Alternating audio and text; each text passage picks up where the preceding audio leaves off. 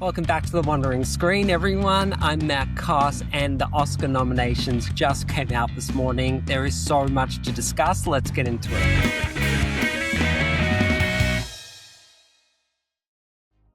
What a morning. Everything's been revealed. I think that there are a lot of thought pieces going on, a lot of commentary on social media, and I want to discuss a lot of the points that have come up with these Oscar nominations. I mean, it's really exciting because we had a really great year of film last year. There's so many movies that are deserving of the nominations, and there's only so few that can actually get picked. And it's very interesting because at a film festival, for example, there are only so many films that get to play and get to be within competition. And then we're talking about the entire year's worth of film for the Oscars. And it's such a pinnacle of the award season that there are always going to be disappointments and there's always going to be surprises. I don't think we can say that there are snubs because there are only so few slots. But I think it's very interesting to look at the trends that are happening within the nominations that have certainly come out of the Golden Globes and the Critics' Choice and the PGA, DGA, SAG, or called the Actors Awards now, that seems to have repeated through Oscar nominations. Let's talk about the nominations because Sinners got a whopping 16 nominations, and One Battle After Another was just behind with 13 nominations. And then we had Frankenstein, Marty Supreme, and Sentimental Value that each had 9 nominations.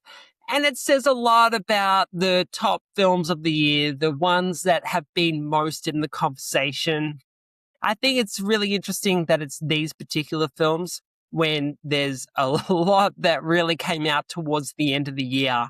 And I think one thing to really take away from Sinners earning 16 nominations is that the release strategy of the studio isn't necessarily as vital as the film itself.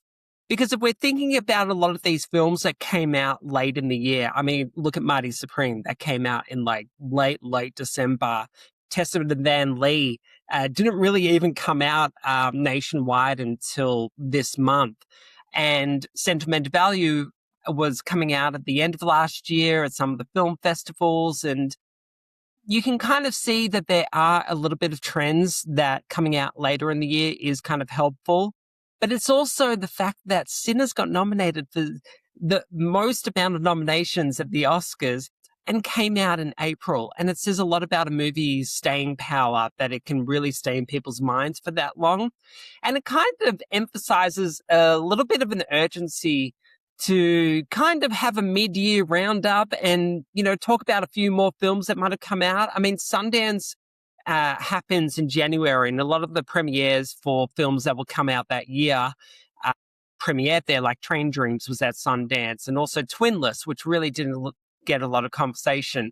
The one film that really came out on top from that first half of the year was Sinners. And I think it's really exciting for the film. I loved it. And I think I could not be happier that Delroy Lindo is nominated. I am upset for Paul Mescal because I thought that he was equally as deserving.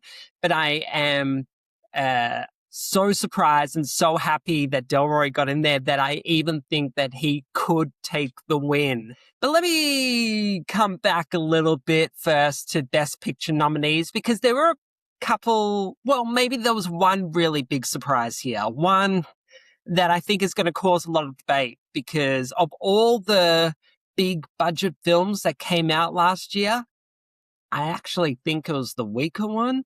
But we had Begonia, Frankenstein, Hamnet, Marty Supreme, One Battle After Another, The Secret Agent, Sentimental Value, Sinners, Train Dreams. And those are 9 nominations. And then the last one that took the spot of films like It Was Just an Accident, which was being tipped to get a nomination, or Weapons as well, or Avatar Fire and Ash, which I think would have been a better choice, is F1.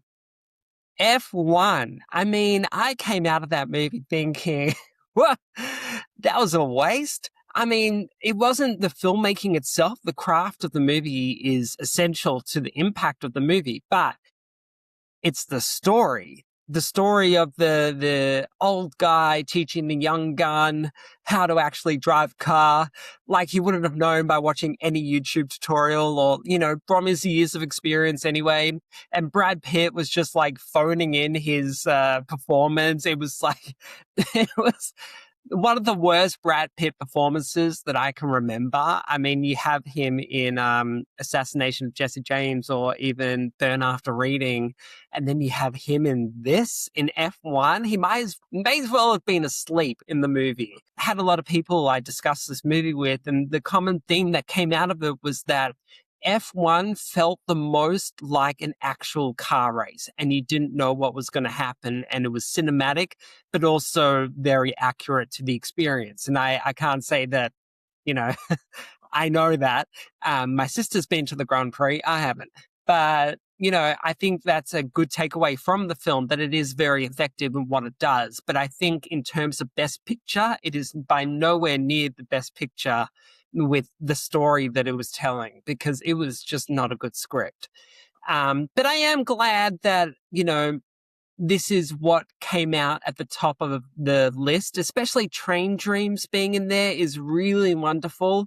It's, of all the films here, it's very much been the underdog kind of quieter film that's, been slowly making its way to the top of the pile.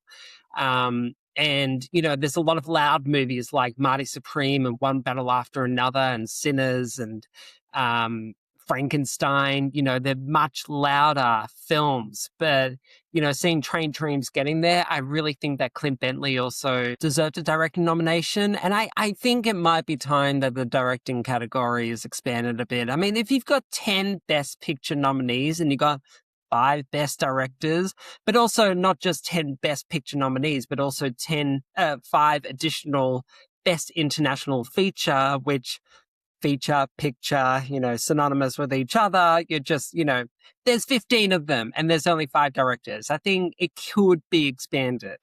But of the directors, we have Chloe Zhao, got Josh Safdie for Marty Supreme, Paul Thomas Anderson, One Battle After Another, Joachim Trier for Sentimental Value, and Ryan Coogler for Sinners. And look, whoever wins Best Director is going to win Best Picture. And it could really go to any of these. I don't think that Josh Safdie or Joachim Trier are as high up in the list of potential winners in this category. But, this category could have been filled. You could have had Nia DaCosta in there for Hedda. You could have had Mona Fastvold for Testament of Anne Lee. There was a lot of opportunity for, more to be recognized. In the Best Actor, it was very interesting to see Ethan Hawke get a nomination. We know that there were quite a few actors vying for that last spot outside of Timothy Chalamet, Leonardo DiCaprio, Michael B. Jordan, Wagner Moura. We had Dwayne Johnson for The Smashing Machine, who missed out. We had Joel Edgerton for Train Dreams, who also missed it. But Ethan Hawke is definitely a worthy opponent to all these guys. And don't be surprised if he takes it home either. I think people really haven't watched Blue Moon as much in the public. Looks like voters have. But I think once it starts getting out into the public and people start talking about the performance, it very much could be in contention with all these other actors. It was very surprising to see Kate Hudson for Song Sung Blue. Now, look, I did enjoy her performance a lot. I really liked the film in the first half. I really thought that it sagged in the second half, but I thought that the first half was wonderful and that Kate Hudson was actually wonderful. She's such an underestimated actress sometimes, and I think this was a role that really captured a lot of her spirit and her characterization as well, because she had this really effervescent bubblishness that really counted against Hugh Jackman's much more severe and intense thunder. But it was, very interesting to see Kate Hudson there because, of course, Chase Infinity didn't get a nomination for One Battle After Another. And we also didn't see Amanda Seyfried for The Testament of Anne Lee. But, there's a lot of people that could have made this category. So a lot of really great lead actress performances. So You know, if this is what we've got with Emma Stone, Renate Reinsve, Rose Byrne, and Jessie Buckley, I think we've got a good competition here, but I think it's really between Jessie Buckley and Rose Byrne. And we just spoke about supporting actor before, but in the supporting actress category, we got two from Sentiment Value.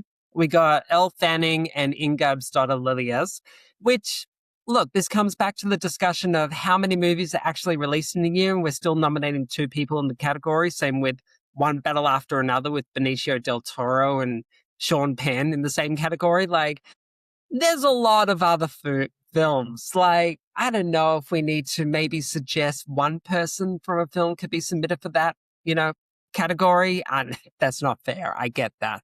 But I do think that it's interesting to have two from the same movie in here when Nina Hoss in Hedda would have been a fantastic choice. There were a ton of people that could have been nominated, a ton of fantastic supporting performances. But we've also got Amy Madigan for Weapons. And look, Weapons should have been a Best Picture nominee as well. I think that the best thing that's come out of this movie is this nomination because it could have got an original screenplay, but it's giving recognition to those underserved horror thriller films that fail to get recognized at the Academy Awards. And I'm talking about Hereditary. I'm talking about Smile 2.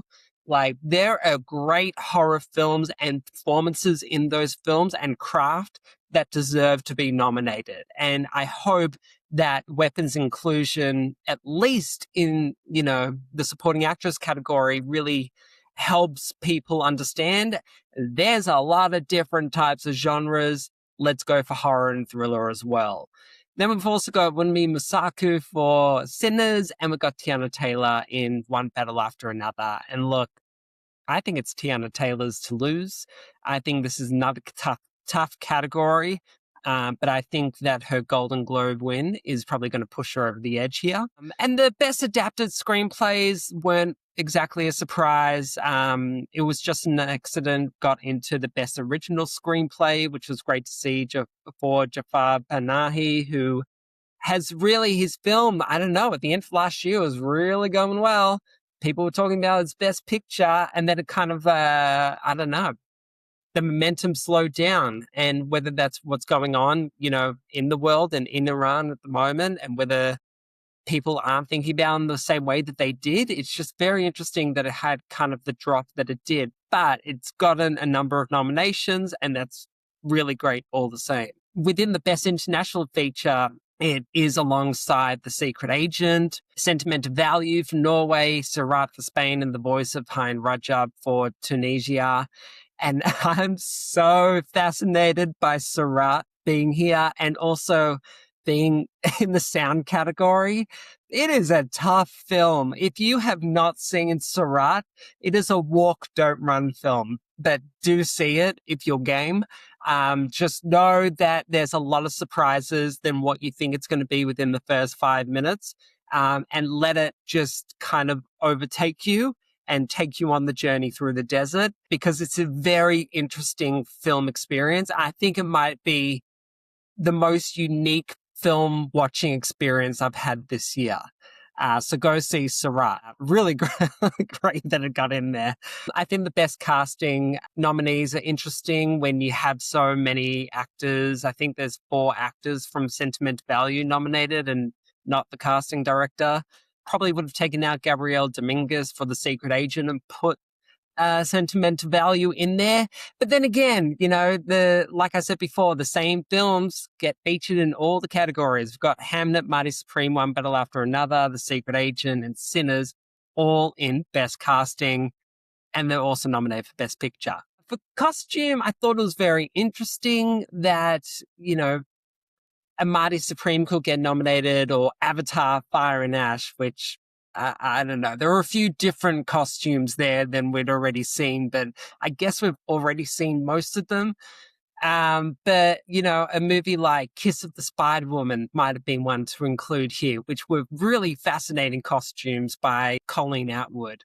It's just an example of another category where you could put in a film that's maybe not getting nominated for the top categories. Best film editing, we've got F1, which, great. Marty Supreme won Battle After Another, Sentimental Value, and Sinners. I think that these are really great choices and they're very reflective of what is nominated for Best Picture. As I'm going through these categories, Wicked for Good was potentially going to get a nomination for Best Original Song, and it was going to get a nomination for Costume. And I think it's very interesting that the film itself didn't get nominated for any Academy Award. And I would love to know your thoughts on the nominees and who you thought was a surprise and who you thought missed out. Can't wait to hear what you think, and see you later.